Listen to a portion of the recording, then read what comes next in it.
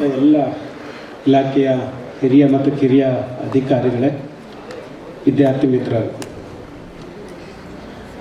ಇಲ್ಲಿ ಎಷ್ಟು ಜನ ವಾರ್ಡನ್ನವರ ಒತ್ತಾಯಕ್ಕೆ ಬಂದು ಕೂತಿದ್ದೀರೋ, ಎಷ್ಟು ಜನ ಸ್ವಯಂ ಪ್ರೇರಿತವಾಗಿ ಬಂದು ಕೂತಿದ್ದೀರೋ ನನಗೆ ಗೊತ್ತಿಲ್ಲ. ನೋಡೋ, ಈಗ ಇಷ್ಟೇ ಕೇಳಿಬಿಡ್ತೀನಿ. ಸ್ವಯಂ ಪ್ರೇರಿತವಾಗಿ ಬಂದವರೆಲ್ಲರೂ ಕೈ ಎತ್ತಿ.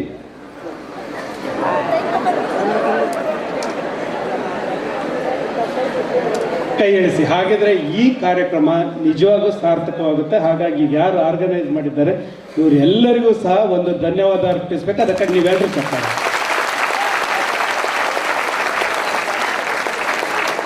ಈಗ ಪರಿಚಯ ಮಾಡಿಕೊಡ್ತಾ ಹೇಳಿದ್ರು, ಈ ಏರಿಯಾದ ದೊರೆ ಅಂತ. ಈ ಏರಿಯಾದ ದೊರೆ ಅಲ್ಲ, ನಾವೆಲ್ಲ ಸೇವಕರು, ಸರ್ಕಾರಿ ನೌಕರರು, ಅದರಲ್ಲೂ ನಾವೆಲ್ಲರೂ ಸಹ ಸೇವಕರು. ಎಲ್ಲ ಸಾರ್ವಜನಿಕರಿಗೆ ಸೇವೆ ಸಲ್ಲಿಸೋ ಜೊತೆಗೆ ನಿಮಗೂ ಅಷ್ಟೇ. ನಿಮಗೆಲ್ಲ ಹಾಸ್ಟೆಲ್ ಕೊಡೋದಕ್ಕೆ ಇಷ್ಟು ಕಷ್ಟಪಡ್ತಾ ಇದ್ದೀವಿ ಅಂತ ಲಕ್ಷ್ಮಣ್ ರೆಡ್ಡಿ ಅವರಿಗೆ ಗೊತ್ತು. ಯಾಕೆಂದರೆ ಇದು ಬೆಂಗಳೂರು, ಎಲ್ಲರೂ ಓದ್ಲಿಕ್ಕೆ ಬರ್ತಾರೆ. ಬೀದರಿಂದ, ಬಾಲ್ಕಿಯಿಂದ ಹಿಡಿದು ಚಾಮರಾಜನಗರದ ಯಾವುದೋ ಒಂದು ಮೂಲೆವರೆಗೂ ಹಳ್ಳಿಯಿಂದ ಇಲ್ಲಿ ಓದ್ಲಿಕ್ಕೆ ಬರ್ತಾರೆ. ಓದ್ಲಿಕ್ಕೆ ಬಂದರೆ ಹಾಸ್ಟೆಲ್ ಸೀಟ್ಗಳ ಸಂಖ್ಯೆ ಕಡಿಮೆ, 5,500 ಹಾಸ್ಟೆಲ್ ಸೀಟ್ ಇದೆ. ನಾವು ಇವತ್ತು ಕೊಟ್ಟಿರೋ ಸೀಟ್ ಎಷ್ಟು? 12,500 ಜನರಿಗೆ ಬೆಂಗಳೂರಿನಲ್ಲಿ ಹಾಸ್ಟೆಲ್ಗೆ ಓದಲಿಕ್ಕೆ ಅವಕಾಶವನ್ನು ಮಾಡ್ತಿದ್ದೀವಿ.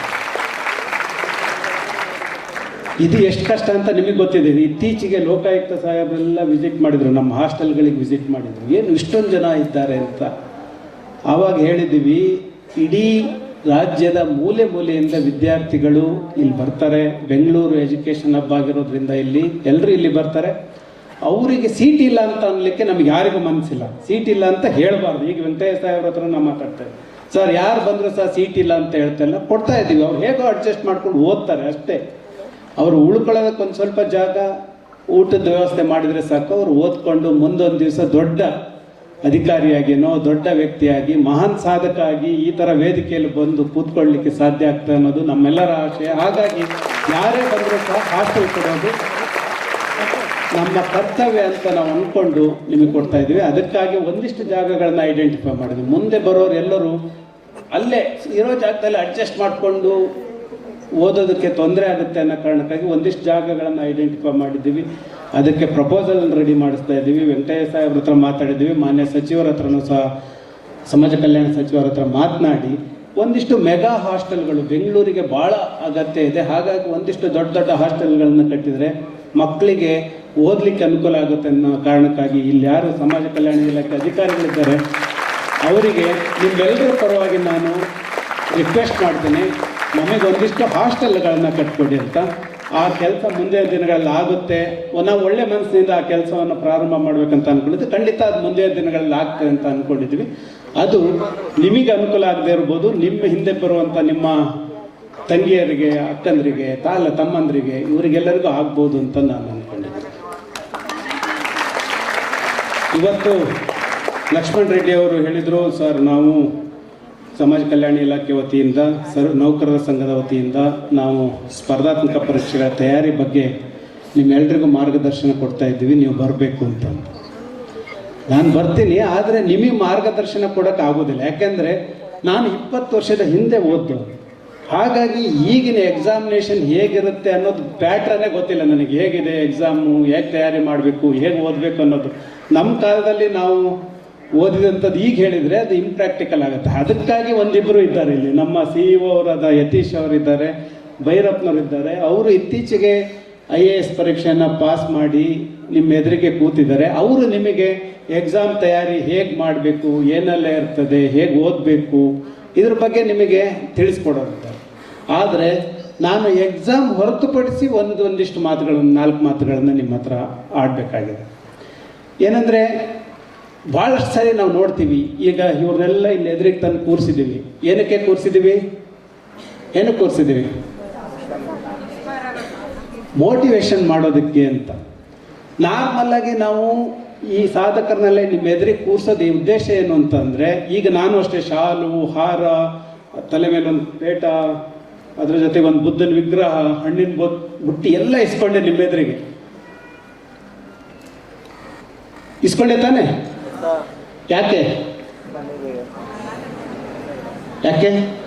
ನೀವು ಕಲ್ಪನೆ ಮಾಡ್ಕೊಳ್ಳಿ, ನಾನು ಯಾವತ್ತು ಇಸ್ಕೋತೀನಿ ಅಂತ ನೀವು ಕಲ್ಪನೆ ಮಾಡ್ಕೊಳ್ಳಿ, ನಾನು ಇದೇ ಥರ ಆಗಬೇಕು ಅಂತ ನೀವು ಅಂದ್ಕೊಳ್ಳಿ ಅಂತ ಆ ಸಣ್ಣ ಸನ್ಮಾನವನ್ನು ನಾನು ಸ್ವೀಕಾರ ಮಾಡಿದ್ದೇನೆ. ಹೌದಾ? ಹೌದಾ ಇಲ್ಲ? ಹೌದು. ನಿಮ್ಮೆಲ್ಲರೂ ಅಷ್ಟೇ, ನೀವು ಇಲ್ಲಿ ಬಂದಿದ್ದೀರಿ, ಮೋಟಿವೇಶನ್ ಸಲುವಾಗಿ ಇವ್ರನ್ನೆಲ್ಲ ಇಲ್ಲಿ ಕೂರಿಸಿದ್ದೀವಿ. ಅವ್ರು ಮೋಟಿವೇಟ್ ಮಾಡ್ತಾರೆ. ಆದರೆ ಭಾಳಷ್ಟು ಸಾರಿ ಯಾರು ನಾವಿಲ್ಲಿ 100ರಲ್ಲಿ 95 ಜನ ಈ ಕಿವಿಯಲ್ಲಿ ಕೇಳಿ ಈ ಕಿವಿಯಲ್ಲಿ ಬಿಟ್ಬಿಡ್ತಾರೆ. ಈ ಮೋಟಿವೇಶನ್ ಎಲ್ಲಿವರೆಗೂ ಇರ್ತದೆ ಅಂತಂದರೆ, ಈ ಅಂಬೇಡ್ಕರ್ ಭವನವನ್ನು ಬಿಟ್ಟು ಆಚೆ ರೋಡ್ ಕ್ರಾಸ್ ಮಾಡಿದರೆ ಈ ಮೋಟಿವೇಶನ್ ಹೋಗೇ ಬಿಡ್ತದೆ. ಹೋಗುತ್ತಾ ಇರುತ್ತಾ? ನನಗೇನೋ ಅನುಮಾನ ಈ ಮೋಟಿವೇಶನ್ ಇರ್ತದೆ ಅಂತ. ಒಂದೇ ಒಂದು ಹೇಳಲಿಕ್ಕೆ ಹೊರಟಿದ್ದೆ ನಾನು, ಯಾವುದೇ ಕಾರಣಕ್ಕೂ ಹೊರಗಿನ ಮೋಟಿವೇಶನ್, ಈಗ ನಾನು ಮಾಡುವಂಥ ಮೋಟಿವೇಶನ್, ಯತೀಶ್ ಮಾಡುವಂಥವ್ರು, ಭೈರಪ್ಪ ಅವರು ಮಾಡುವಂಥದ್ದು, ಎಲ್ಲರೂ ಮಾಡುವಂಥ ಮೋಟಿವೇಶನ್ನು ತಾತ್ಕಾಲಿಕ. ಯಾವುದು ಶಾಶ್ವತ? ಒಳಗಿನಿಂದ ಬರಬೇಕು, ಒಳಗಿನಿಂದ ಬರಬೇಕು. ಆವಾಗ ಮಾತ್ರ ಮೋಟಿವೇಶನ್ನು ನಿಮ್ಮನ್ನು ಸಾಧನೆ ಹತ್ರ ತೆಗೆದುಕೊಂಡು ಹೋಗ್ಲಿಕ್ಕೆ ಸಾಧ್ಯ ಆಗ್ತದೆ. ಇಲ್ಲ ಅಂತ ಅಂದರೆ ಇವರೆಲ್ಲ ಮೋಟಿವೇಶನ್ ಮಾಡುವಂಥವ್ರದ್ದು ನಾರ್ಮಲ್ ಆಗಿ ನಾನು ನೋಡ್ತೀನಿ, ಭಾಳಷ್ಟು ಜನ ಅದನ್ನು ಕೇಳಿಸ್ಕೊಂಡು ಆಚೆ ಹೋಗೋ ಅಷ್ಟೊತ್ತಿಗೆ ಮರ್ತು ಬಿಡ್ತೀವಿ. ನೀವು ನೋಡಿದಿರಿ, ಎಷ್ಟು ಜನ ಮೋಟಿವೇಶನ್ ಸ್ಪೀಕರ್ನ ನೀವು ಕೇಳಿದಿರಿ, ಭಾಳಷ್ಟು ಜನರನ್ನು ಕೇಳಿರ್ತೀರ್ತಾನೆ, ಕೇಳಿರ್ತಾರೆ. ಆದರೆ ಅಳವಡಿಸ್ಕೊಳ್ಳೋರ ಸಂಖ್ಯೆ ತುಂಬ ಕಡಿಮೆ. ಹೀಗೆ ಓದಬೇಕು ಅಂತ ಹೇಳಿರ್ತೀವಿ, ಆದರೆ ಅದನ್ನು ಮಾಡೋರ ಸಂಖ್ಯೆ ತುಂಬ ಕಡಿಮೆ. ಆದರೆ ನಾನು ಇವತ್ತು ನೋಡ್ತಾ ಇದ್ದೀನಿ, ನೀವೆಲ್ಲರೂ ಇಲ್ಲಿ ಇಷ್ಟು ಉತ್ಸಾಹದಿಂದ ಬಂದಿರೋದು ನೋಡಿದರೆ ನಿಜವಾಗ್ಲೂ ಮುಂದಿನ ದಿನಗಳಲ್ಲಿ ಏನೋ ಒಂದು ಸಾಧಕರಾಗ್ತೀರಿ ಅಂತ ನಾನಂತೂ ಅಂದ್ಕೊಂಡಿದ್ದೀನಿ. ನಿಮ್ಮಲ್ಲಿರುವಂಥ ಮುಖದ ಮೇಲಿರುವಂಥ ಕಳೆ ನೋಡಿದರೆ ನಿಜವಾಗೂ ನೀವು ಮುಂದಿನ ದಿನಗಳಲ್ಲಿ ಖಂಡಿತ ಸಾಧಕರ ಸಾಲಿನಲ್ಲಿ ನಿಲ್ತೀರಿ ಅಂತ ನಾನಾದರೂ ಅಂದ್ಕೊಂಡಿದ್ದೀನಿ. ಖಂಡಿತ ನೀವು ಆಗ್ತೀರಿ ಅಂತ ನಾನು ಅಂದ್ಕೊಂಡಿದ್ದೇನೆ. ನಾನು ಕುವೆಂಪು ನಾಡಿನಿಂದ ಬಂದನು, ಶಿವಮೊಗ್ಗದಿಂದ ಬಂದ. ಕುವೆಂಪು ಅವರು ಒಂದು ಕಡೆ ಹೇಳ್ತಾರೆ, ಈ ಉತ್ಸಾಹ ಇದೆಯಲ್ಲ, ಈ ಉತ್ಸಾಹ ಒಣ ಹುಲ್ಲಿನ ಬೆಂಕಿ ಆಗಬಾರ್ದು ಅಂತ. ಒಣ ಹುಲ್ಲಿನ ಬೆಂಕಿ ನೋಡಿದ್ದೀರಾ ನೀವು? ಎಷ್ಟೊತ್ತರೆಗೂ ಉರಿಯುತ್ತೆ? ಕ್ಷಣ ಕಾಲದಲ್ಲಿ ಅದು ಬೂದಿಯಾಗಿ ಹೋಗ್ಬಿಡುತ್ತೆ. ಒಣ ಹುಲ್ಲಿನ ಬೆಂಕಿ ಆಗಬಾರ್ದು. ಏನಾಗಬೇಕು ಅಂತ ಹೇಳಿದ್ದಾರೆ? ಕಲ್ಲಿದ್ದಲ ಕಾವಾಗಬೇಕು ಅಂತ. ಕಲ್ಲಿದ್ದು ಟ್ರೈನ್ನೇ ಎಳ್ಕೊಂಡು ಹೋಗುತ್ತೆ. ಈಗಿಲ್ಲ, ಈಗ ಕರೆಂಟ್ ಬಂದಾಗಿಂದ ಕಲ್ಲಿದ್ದಲು ಟ್ರೈನ್ ಓಡಿಸೋದಿಲ್ಲ. ಆದರೆ ಆ ಬೆಂಕಿ ನಿರಂತರವಾಗಿ ಉರಿತಾ ಇರುವಂಥ ಬೆಂಕಿ ಅದು. ಕುವೆಂಪು ಅದನ್ನೇ ಹೇಳ್ತಾರೆ, ನಮ್ಮ ಉತ್ಸಾಹ ಅನ್ನೋದು ಯಾವಾಗಲೂ ಒಣ ಹುಲ್ಲಿನ ಬೆಂಕಿ ಆಗಬಾರ್ದು, ಕಲ್ಲಿದ್ದಲ ಕಾವು ಆಗಬೇಕು. ಉತ್ಸಾಹ ಯಾವಾಗಲೂ ಇರಬೇಕು. ನೀವು ಉದಾಹರಣೆಗೆ ಹೇಳ್ತೀನಿ, ನಾನು ನಾರ್ಮಲಾಗಿ 9 ಗಂಟೆಯಿಂದ ರಾತ್ರಿ 9 ಗಂಟೆವರೆಗೂ ಕೆಲಸ ಮಾಡ್ತೀನಿ. 12 ಗಂಟೆ ಕೆಲಸ, ನನಗೆ 8 ಗಂಟೆ ಕೆಲಸ ಅಲ್ಲ. ಬೆಂಗಳೂರು DC ಆದಮೇಲೆ 8 ಗಂಟೆ ಕೆಲಸ ಮಾಡಿದ್ರೆ ಖಂಡಿತ ಆ ಕೆಲಸಗಳನ್ನು ಮುಗಿಸೋಕ್ಕಾಗೋದಿಲ್ಲ. ಹಾಗಾಗಿ ನಾನು 12 ಗಂಟೆ ಕೆಲಸ ಮಾಡೋದು. ಬೆಳಗ್ಗೆ 9ರಿಂದ ರಾತ್ರಿ 9ರವರೆಗೂ ಕೆಲಸ ಮಾಡ್ತೀನಿ. ನಾನು ಬೆಳಗ್ಗೆ 9ಕ್ಕೆ ಬಂದಾಗ ಹೇಗೆ ನನ್ನ ಈಗ ನೋಡ್ತಿರೋ ನಗ್ತಾ ಇರೋವಂಥದ್ದನ್ನು, ರಾತ್ರಿ 9ಕ್ಕೆ ಬಂದಾಗ ನಾನು ಚೇರಲ್ಲಿ ಕೂತಿದ್ರೆ ಅದೇ ರೀತಿ ಉತ್ಸಾಹದಿಂದ ಕೂತಿರ್ತೀನಿ. ಅದು ಹೇಗೆ ಸಾಧ್ಯ? 12 ಗಂಟೆ ಕೆಲಸ ಮಾಡಿದ ಮೇಲೂ ಸಹ ಅಷ್ಟೇ ಉತ್ಸಾಹ ಉಳಿಸ್ಕೊಳ್ಳೋಕೆ ಹೇಗೆ ಸಾಧ್ಯ? ಹೇಗೆ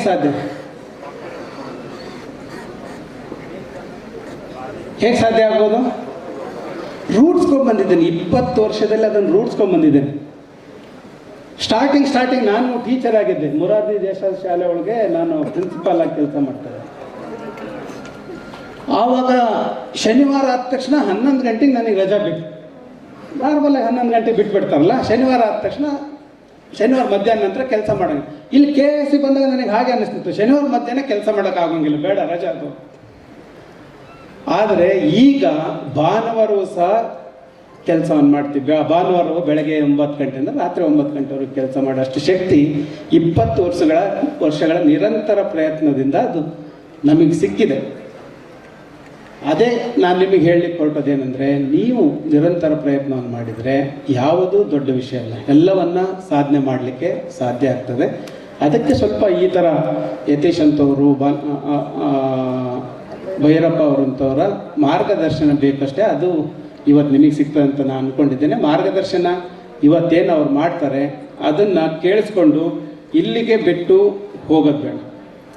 ಭಾಳಷ್ಟು ಸಾರಿ ನಾನು ನೋಡ್ತೀನಿ ಈ ಯುವ ಶಕ್ತಿ, ನಾವೆಲ್ಲ ನಮ್ಮದು ಯುವ ದೇಶ, ನಾವೆಲ್ಲ ಯುವ ಜನತೆಯನ್ನು ಹೊಂದಿರುವ ದೇಶ, ನಾವು ಭಾಳಷ್ಟು ಉತ್ಸಾಹದಿಂದ ಕೆಲಸ ಮಾಡಬೇಕು, ಸಾಧನೆ ಮಾಡಬೇಕು, ಇದೆಲ್ಲವನ್ನು ಹೇಳ್ತೇವೆ.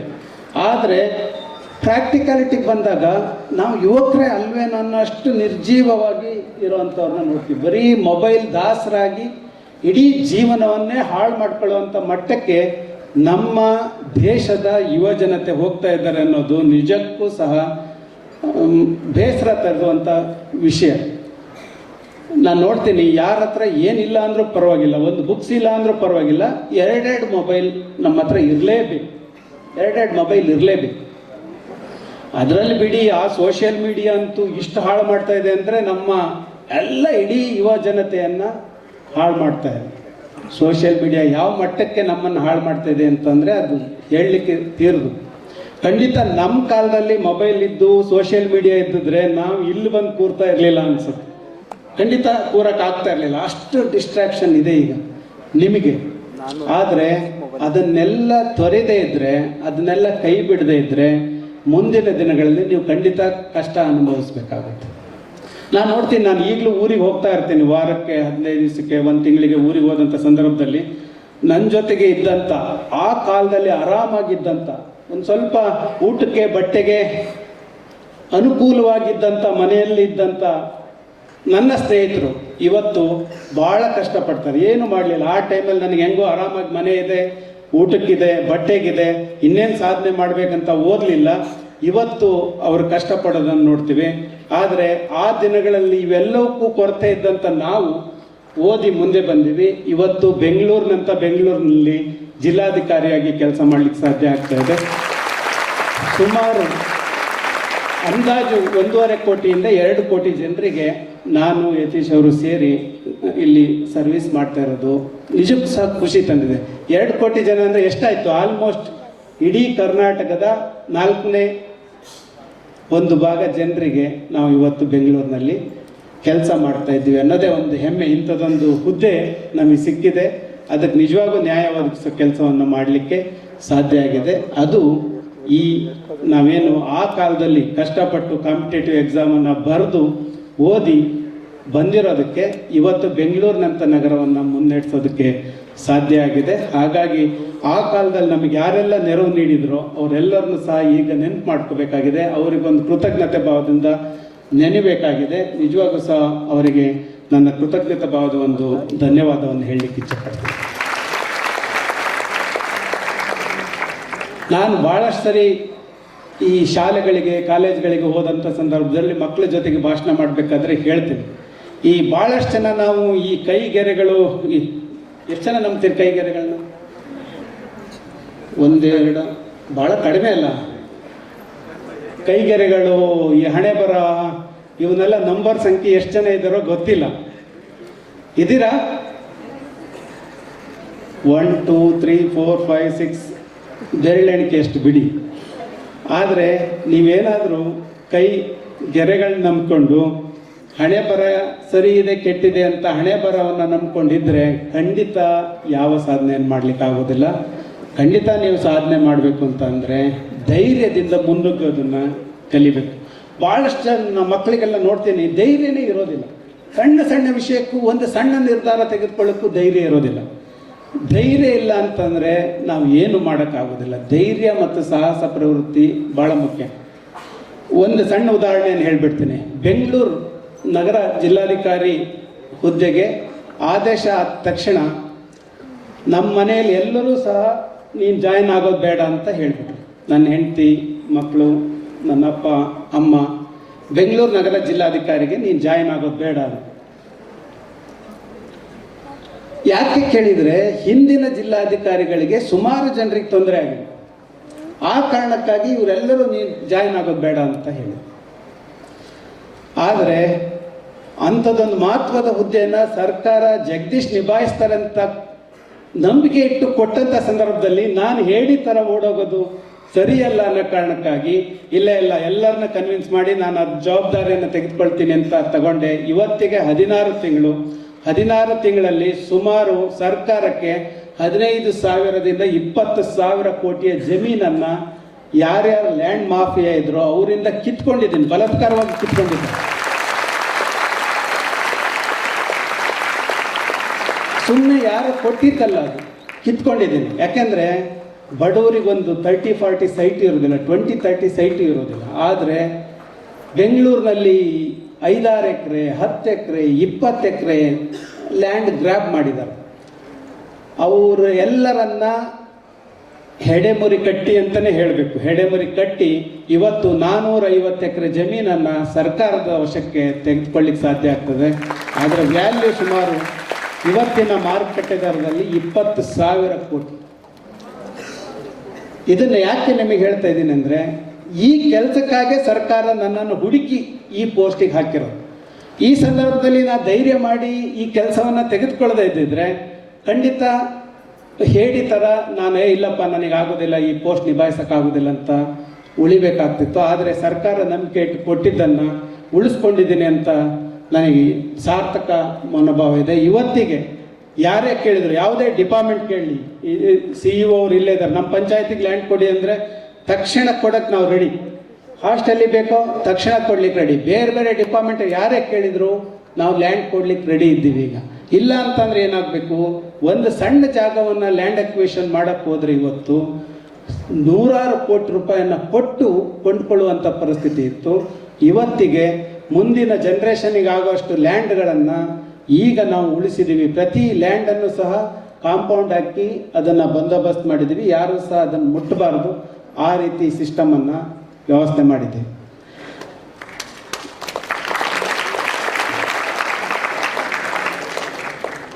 ಭಾಳಷ್ಟು ಸಾರಿ ನಾವು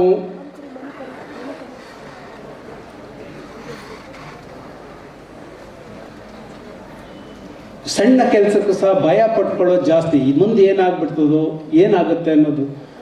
ಭಾಳಷ್ಟು ಸಾರಿ ನಾನು ಯುವ ಜನತೆಗೆ ಹೇಳೋದು ಇಷ್ಟೇ, ಏನೇ ಮಾಡಿದರೂ ತಪ್ಪು ಮಾಡಿದರೆ ತಿದ್ಕೊಂಡು ಮುಂದೆ ಹೋಗ್ಲಿಕ್ಕಾಗತ್ತೆ. ಅದು ಬಿಟ್ಟು ಭಯ ಪಟ್ಟರೆ ಖಂಡಿತ ನಾವು ಎಲ್ಲಿರ್ತೀವೋ ಅಲ್ಲೇ ಇರ್ತೀವಿ. ನಿಮ್ಮೆಲ್ಲರ ಉತ್ಸಾಹ ನೋಡಿದರೆ ಈ ಭಯಕ್ಕೂ ಸಹ ನಿಮ್ಮನ್ನು ನೋಡಿ ಭಯ ಆಗಬೇಕು. ಏನಾಗಬೇಕು? ಭಯಕ್ಕೂ ಸಹ ನಿಮ್ಮನ್ನು ನೋಡಿ ಭಯ ಆಗಬೇಕು, ನಿಮ್ಮ ಉತ್ಸಾಹ ನೋಡಿ ಭಯ ಆಗಬೇಕು. ಅದು ಬಿಟ್ಟು ಭಯ ಪಟ್ಕೊಂಡು ಸುಮ್ಮನೆ ಕೂತ್ಕೊಂಡ್ರೆ ಖಂಡಿತ ಯಾವುದೇ ಸಾಧನೆಯನ್ನು ಮಾಡಲಿಕ್ಕೆ ಆಗೋದಿಲ್ಲ. ಹಾಗಾಗಿ ನೀವೆಲ್ಲರೂ ಭಯ ಬಿಟ್ಟು, ಮೈ ಚಳಿ ಬಿಟ್ಟು ಹೋರಾಟ ಮನೋಭಾವವನ್ನು ರೂಢಿಸ್ಕೊಂಡ್ರೆ ಖಂಡಿತ ಯಾವುದೇ ಕ್ಷೇತ್ರ, ನಾನು ಬರೀ ಕಾಂಪಿಟೇಟಿವ್ ಎಕ್ಸಾಮ್ ಅಂತ ಹೇಳೋದಿಲ್ಲ. ನಾನು ಯಾವಾಗಲೂ ಹೇಳ್ತಾ ಇರ್ತೇನೆ, ನಾನು ಯಾವಾಗಲೂ ಮಾತಾಡ್ತಾ ಇರ್ಬೇಕಾದ್ರೆ ಹೇಳ್ತಾ ಇರ್ತೀನಿ, ನಾನು ಕಸ ಗುಡಿಸೋನಾದರೆ, ಏನಾದರೆ ಕಸ ಗುಡಿಸೋನಾದರೆ ನನ್ನಷ್ಟು ಚೆನ್ನಾಗಿ ಯಾರೂ ಸಹ ಕಸ ಗುಡಿಸ್ಬಾರ್ದು ಅನ್ನೋದು ನನ್ನ ಮನೋಭಾವ. ನಾನೇ ಬೆಸ್ಟ್ ಕಸ ಗುಡಿಸೋನಾಗಬೇಕು. ಈಗೇನು ಮಾಡ್ತೀವಿ ನಾವು, ಈ ಕೆಲಸ ಸಣ್ಣದು, ಈ ಕೆಲಸ ದೊಡ್ಡದು, ಇದೇ ಬೇಕು ಇದೇ ಬೇಕು, ಯಾವ ಕೆಲಸ ಇದೆ ಅದನ್ನು ಸರಿಯಾಗಿ ಮಾಡೋದಿಲ್ಲ. ಮತ್ತು ಬೇರೆ ಕೆಲಸ ಬಗ್ಗೆ ನಮ್ಮ ಮನಸ್ಸು ತುಡಿತಾ ಇರ್ತದೆ. ಯಾವುದಾದ್ರೂ ಒಂದು ಕೆಲಸವನ್ನು ಕರೆಕ್ಟಾಗಿ ಮಾಡಿದರೆ, ರೆಗ್ಯುಲರಾಗಿ ಮಾಡಿದರೆ ಖಂಡಿತ ನೀವು ಆ ಕ್ಷೇತ್ರದಲ್ಲಿ ಕೆಲಸದಲ್ಲಿ ಸಾಧನೆಯನ್ನು ಮಾಡಲಿಕ್ಕಾಗುತ್ತೆ. ಹಾಗಾಗಿ ಈಗ ಆಲ್ಮೋಸ್ಟ್ 20 ವರ್ಷ ಸರ್ವಿಸ್ ಆಯಿತು. ಇನ್ನೊಂದು 9 ವರ್ಷ ಸರ್ವಿಸ್ ಮುಗಿಸಿದ್ರೆ ಸಿವಿಲ್ ಸರ್ವಿಸ್ ಕೆಲಸವನ್ನು ಮುಗಿಸ್ದಂಗೆ. ಹಾಗಂತ ಇನ್ನು 9 ವರ್ಷ ಮುಗಿದ ತಕ್ಷಣ ರಿಟೈರ್ಡ್ ಆಗ್ತೀನಿ ಅಂತ ಅನ್ಕೋಬೇಡಿ. ಸಾಹೇಬ್ರು ನೋಡಿ, ಇಲ್ಲಿ ರಿಟೈರ್ಡ್ ಆಗಿ ಎಷ್ಟು ವರ್ಷ ಆಯ್ತು ಸರ್ ತಾವೀಗ?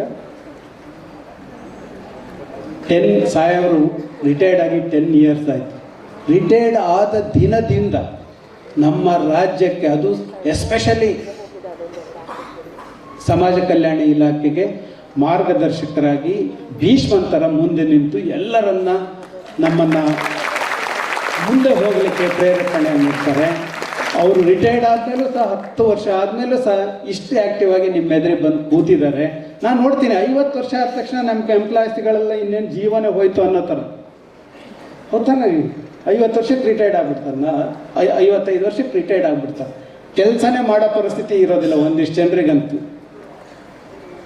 ಆದರೆ ನೀವೆಲ್ಲ ಸ್ವಲ್ಪ ಈ ಜಪಾನ್ ಜನರ ಜೀವನ ಶೈಲಿ ಬಗ್ಗೆ ಒಂದು ಸ್ವಲ್ಪ ಓದಿದರೆ ಗೊತ್ತಾಗ್ತದೆ. ಅವರು 90 ವರ್ಷಕ್ಕೆ ಆರಾಮಾಗಿ ಬೆಳಗ್ಗೆ ಎದ್ದು ನಮ್ಮ ಥರ ಕೆಲಸಕ್ಕೆ ಹೋಗ್ತಾರೆ, ಕೆಲಸ ಮಾಡ್ತಾರೆ. ಆದರೆ ನಾವು 55 ವರ್ಷ ಆದ ತಕ್ಷಣ ರಿಟೈರ್ಡ್ ಆಗ್ಬಿಡ್ತೀವಿ. ನಾವೇನು ಫಿಸಿಕಲಿ ರಿಟೈರ್ಡ್ ಆಗ್ತೀವೋ ಮೆಂಟಲಿ ರಿಟೈರ್ಡ್ ಆಗ್ತೀವೋ ಗೊತ್ತಿಲ್ಲ, ಒಟ್ಟು ರಿಟೈರ್ಡ್ ಆಗ್ಬಿಡ್ತೀವಿ. ಆದರೆ ನಾನಂತ ಹೇಳ್ತೇನೆ, ರಿಟೈರ್ಡ್ ಆದಮೇಲೂ ಸಹ ಸಮಾಜಮುಖಿಯಾಗಿ ಸಮಾಜದ ಜೊತೆಗೆ ಜನರ ಜೊತೆಗಿದ್ದು ಕೆಲಸ ಮಾಡುವಷ್ಟು ಶಕ್ತಿಯನ್ನು ನಾವು ಉಳಿಸ್ಕೋಬೇಕಾಗತ್ತೆ. ಆವಾಗ ಮಾತ್ರ ಯುವ ಜನರಿಗೆ ಒಂದಿಷ್ಟು ಮಾರ್ಗದರ್ಶನ ಮಾಡಲಿಕ್ಕಾಗುತ್ತೆ. ಈ ವೆಂಕಟಯ್ಯ ಸಾಹೇಬರೆಲ್ಲರೂ ನಮಗೆಲ್ಲರಿಗೂ ಮಾರ್ಗದರ್ಶಕರು. ಹಂಗಂತ ಖಂಡಿತ ಸರ್ಕಾರ ವ್ಯವಸ್ಥೆ ಅಷ್ಟೊತ್ತಿಗೆ ಸಾಕಾಗುತ್ತೆ ಅಂತ ಅಂದ್ಕೊಂಡಿದ್ದೀನಿ. ಖಾಸಗಿ ವ್ಯವಸ್ಥೆಯಲ್ಲಿ ಬೇಕಿದ್ರೆ ಒಂದಿಷ್ಟು ಜನರಿಗೆ ಮಾರ್ಗದರ್ಶನ ಮಾಡೋದಕ್ಕೆ ಸಹಾಯ ಮಾಡ್ಬೋದು ಅಂತ ನಾನು ಅಂದ್ಕೊಂಡು, ಕೊನೆಯದಾಗಿ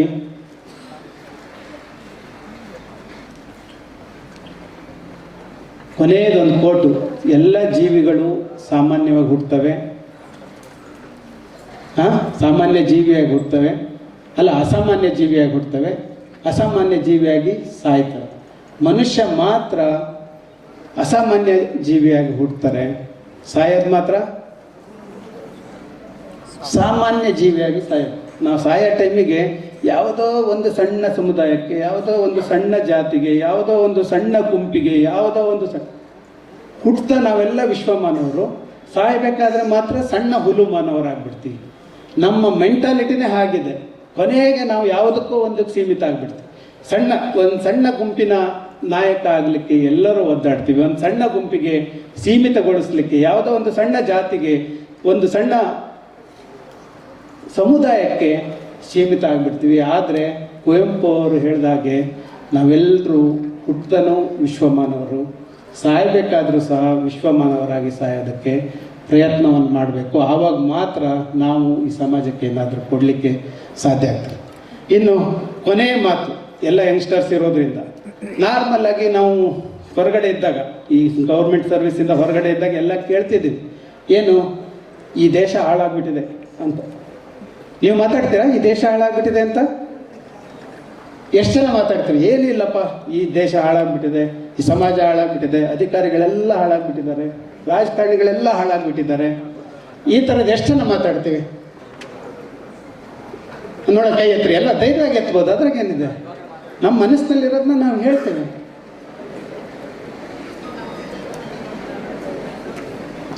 ಇದನ್ನೇ ಅಭಿವ್ಯಕ್ತಿ ಸ್ವಾತಂತ್ರ್ಯ ಅಂತ ಹೇಳ್ತೀವಿ. ನಿಮ್ಮ ಮನಸ್ಸಿನಲ್ಲಿದ್ದದನ್ನ ಹೇಳಬೇಕು.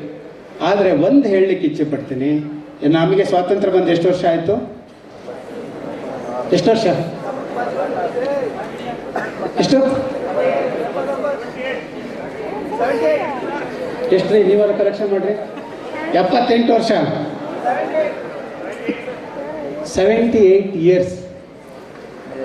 ಇದು ಒಂದು ದೇಶದ ಏಜಿಗೆ ಹೋಲಿಸಿದರೆ, ಒಂದು ದೇಶದ ವಯಸ್ಸಿಗೆ ಹೋಲಿಸಿದರೆ, ಒಂದು ದೇಶದ ಆಯುಷ್ಗೆ ಹೋಲಿಸಿದರೆ ಇದು ಅಂಬೆಗಾಲಿಡುವಂಥ ಆಯುಷ್.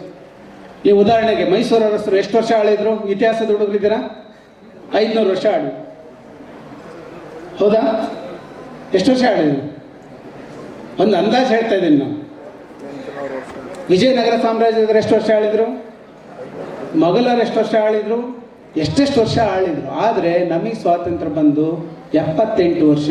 ಸಣ್ಣ ಆಯಸ್ಸು. ಈ ಸಣ್ಣ ಆಯಸ್ಸಿನಲ್ಲಿ ಅಮೇರಿಕಾದಂಥ ಅಮೇರಿಕಾ, ವೆಸ್ಟರ್ನ್ ಕಂಟ್ರೀಸ್ ಅಂತ ವೆಸ್ಟರ್ನ್ ಕಂಟ್ರೀಸು ನಮ್ಮ ಯುವ ಪಡೆ ನೋಡಿ ಹೆದರುವಂತೆ ನಾವು ಮಾಡಿದ್ದೀವಿ ಅಂತಂದರೆ, ಅಂಥದ್ದೊಂದು ಒಳ್ಳೆ ಶಿಕ್ಷಣವನ್ನು ಕೊಟ್ಟಿದ್ದೀವಿ ಅಂತ ಅಂದರೆ, ಒಳ್ಳೆಯ ಮ್ಯಾನ್ ಪವರನ್ನು ತಯಾರು ಮಾಡಿದ್ದೀವಿ ಅಂತ ಅಂದರೆ, ನಿಜವಾಗೂ ದೇಶಕ್ಕಾಗಿ ನಾವೇನೂ ಮಾಡಿಲ್ವಾ? ಮಾಡಿದ್ದೀವಿಲ್ಲ.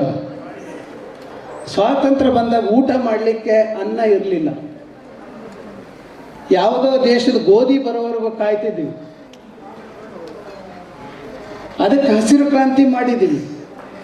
ಇನ್ನೇನೇನು ಕ್ರಾಂತಿ ಆದವು? ವೈಟ್ ರೆವಲ್ಯೂಷನ್ ಆಯಿತು, ಗ್ರೀನ್ ರೆವಲ್ಯೂಷನ್ ಆಯಿತು, ಇನ್ನೇನು ಎಲ್ಲ ಇಂಡಸ್ಟ್ರಿಯಲ್ ರೆವಲ್ಯೂಷನ್ ಮಾಡಿದ್ದೀವಿ.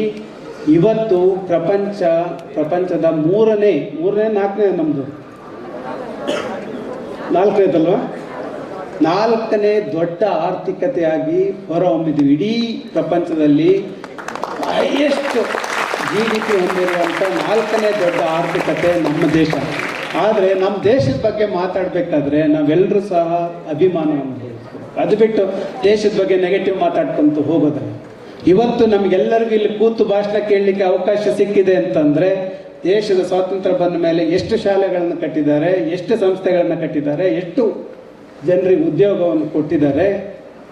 ಇಡೀ ಅಮೇರಿಕಾದಲ್ಲಿ ಕೆಲಸ ಮಾಡೋರು ಎಷ್ಟು ಜನ ಪರ್ಸೆಂಟ್ ಭಾರತೀಯರಿದ್ದಾರೆ, ವೆಸ್ಟರ್ನ್ ಕಂಟ್ರೀಸಲ್ಲಿ ಎಷ್ಟು ಭಾರತೀಯರಿದ್ದಾರೆ, ಒಂದು ಸ್ವಲ್ಪ ಯೋಚನೆ ಮಾಡಿದರೆ ನಮ್ಮ ದೇಶದ ಸಾಧನೆ ಅತ್ಯದ್ಭುತ.